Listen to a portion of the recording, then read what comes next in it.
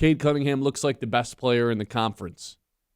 The team that's waiting for you on the other side of the bracket in the East, you swept in the regular season in dramatic fashion. Part of me wants to sit here and say, you've got a best 2 out of 3 series with Cleveland. You win this, you get to go play the Knicks. Part of me wants to say, you got to get all the way to the finals before I'm ready to say that this is a success of a season.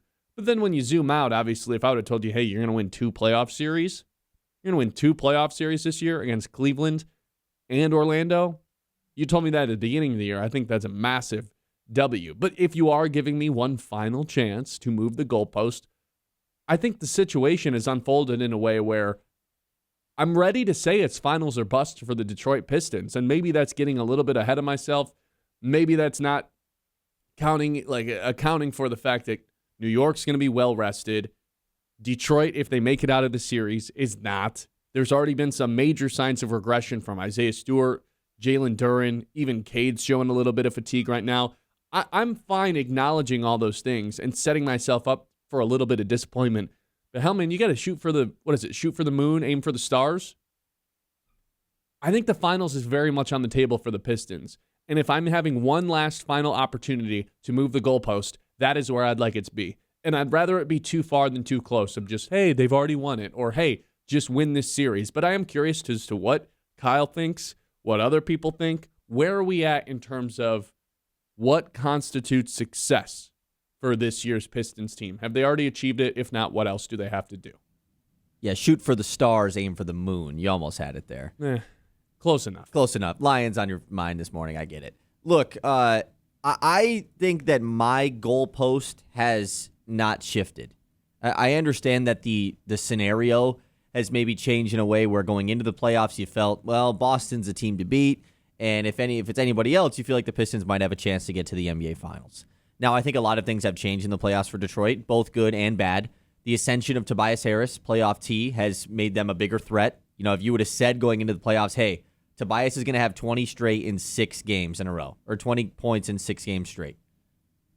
Okay, we're going to the finals because Jalen Duren's going to play like a 20 points per game guy too. Oh, wait. No, he's not. The guy who we all thought was going to be the guy who won the series against the Knicks last year, who didn't play, is Isaiah Stewart, now is unplayable. Like, as much as we're saying we need Isaiah Stewart in a Knicks series, do we? Like, not if he's going to continue to that's play what I'm the way saying. that he has. I think he might just still be, they might be better off not playing him. And so, for me, the goalpost has not shifted. It is, they came into these playoffs with no playoff success with this core. Getting any ounce of playoff success in itself was going to be like a check, but I still was like, get to the conference finals. Beat Cleveland, because going into the playoffs, Cleveland was favored over you. They were favored as far as a team that was predicted to go to the finals with better odds than Detroit. And in the regular season, Cleveland took Detroit's lunch money a little bit. You know, that was a team that kind of exposed the Pistons as like, oh, are they really the best team in the East? They got a little bit exposed in the first round. Both Cleveland and Detroit did, sneaking out in 7 games. But now things have changed where you're supposed to beat Cleveland. You went up 2-0 and you've lost these 2 games. So I still think getting to the conference finals, anything from there on out is kind of a bonus. If you get to the NBA Finals, OMG, we'll take it. But I don't think anyone disagrees that this Pistons team is still like a larger piece away from winning an NBA championship, right? Well, you look at what's going on out west, and there's 2 teams that essentially look unbeatable that are going to run into each other in the Western Conference Finals. Oh, man. So, yeah, I don't think that this Pistons team as it is right now can win an NBA Finals. Now, with that being said, I don't think anybody thought Indiana could push the Thunder to 7 games last year. Like, you just got to get there, and who knows? Something will the Pistons be 4-1 underdogs no matter who they play? More than likely.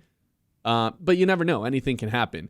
But I do look around, and there is this youth movement of what's happening to where, look at what's happening with the Spurs. They've got a little bit of an alien in Victor Wembanyama, but it's happening like that. They've got a rookie who's been one of their most impactful players this year. Their second most impactful player is a second-year guy. And then obviously Victor in a third year is at the core of it. With the Spurs, they've got all these young guys too, and Chet and Jalen Williams. Obviously SGA's 27 now, so he's kind of hitting his prime.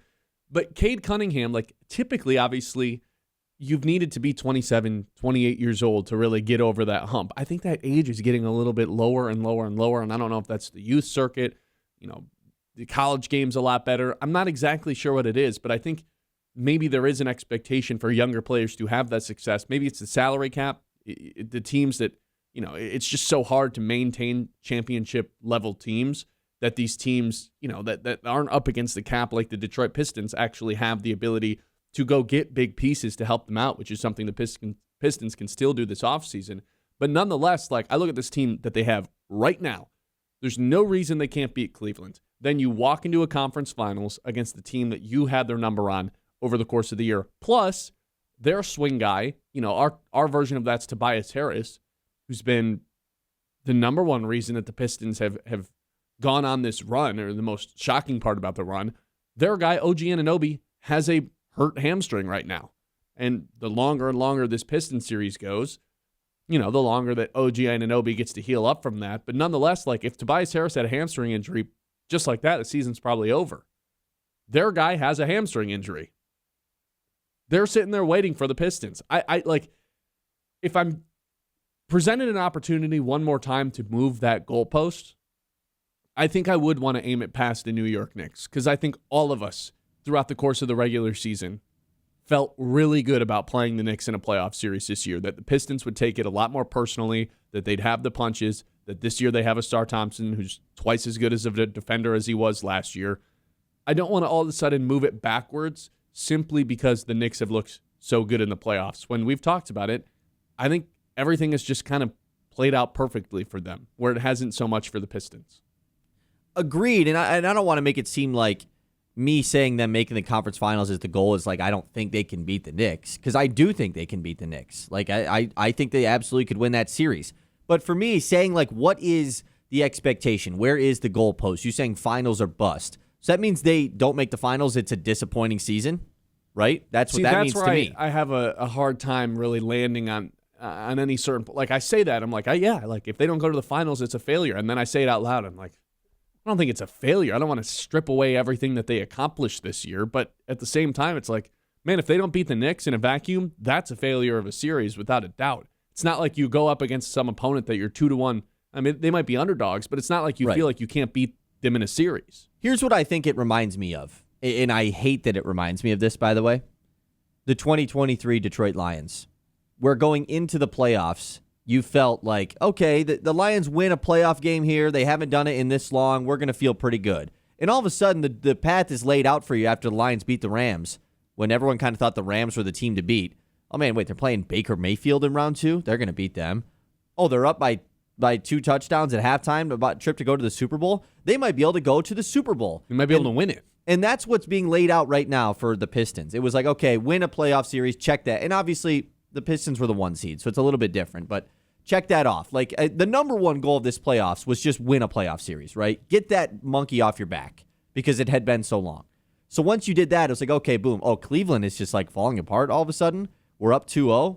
Oh, wait, the team that everybody thought that was going to be the juggernaut in the East has lost, and it's the Knicks waiting for you in the Eastern Conference Finals potentially.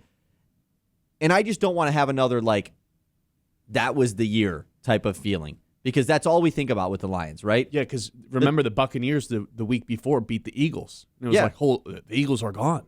Conference is there to take. 100%. And that's kind of how it's playing out right now. And think about the quote we always go back to with Dan Campbell talking about after that game. That might have been our only shot. Because it's so hard to get back there. Because Boston's going to be better next season. There's not really reason as of right now, unless there's an injury, to think that the Knicks are going to be worse. They still have that core. 100%. They kind of caught lightning in a bottle here, but they'll still might make have a that crazy core. move if they end up falling to Detroit, just to get back into things and keep Donovan Mitchell around. Of course, Indiana's going to be back. Yeah, that's the big one. It's right there for the Pistons to take. It is. And so that's where I'm struggling, because I understand your point of view of hey, the expectation should be changed just based off of what has happened in this playoffs. And it's so difficult to get back to an NBA Finals. I mean, look at this. I understand it took a massive injury for Indiana. Them dudes was in the finals last year, and now they're getting trashed by their own fans because they don't have a first-round pick in a year that they won 20 games. Yeah. Just no like guarantee that, you it can get back. change.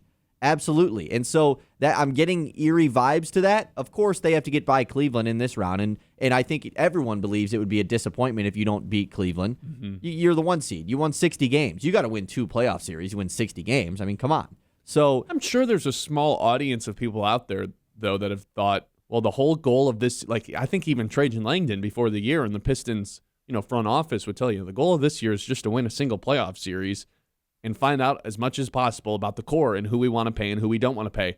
And just based on boom. Yes. That goal has been accomplished already. That goal was made preseason. I would agree with it. I think that was my goal. And then they won 60 games. Right. I don't think anybody expected them to win 60 games, not even them. They can sit there and say, oh, yeah, we believe in this team. But, them winning 60 games changes things. I do believe, yes, going in, you wanted to win a playoff series. But that they told us that straight to our faces at the trade deadline, right? Mm-hmm. Not making any moves to be buyers. Their goals didn't change. They wanted to figure out who is a part of this squad going forward, who is a part of the core, and can they win a playoff series? Boom, they did that. And I think they've probably figured out who's a part of the core. I still think the Jalen Duren situation is going to be kind of odd this offseason. I think he's a part of the core. What price is he at a part of the core? That's going to be the odd part. So, yeah, now that the way that you laid it out for me, it just made me think of the 2023 Lions. I think it's a good comparison. There's a lot of parallels. I don't like it, though. I don't like that that's the comparison because think about where we're at with the Lions now. That was their best chance. And what do I always say about the trade deadline that year? It's I know this is Jones. I always say I know this. I think Brian Holmes' mindset in the 2023 deadline was I don't want to trade away a ton of draft capital. This is the beginning of our window.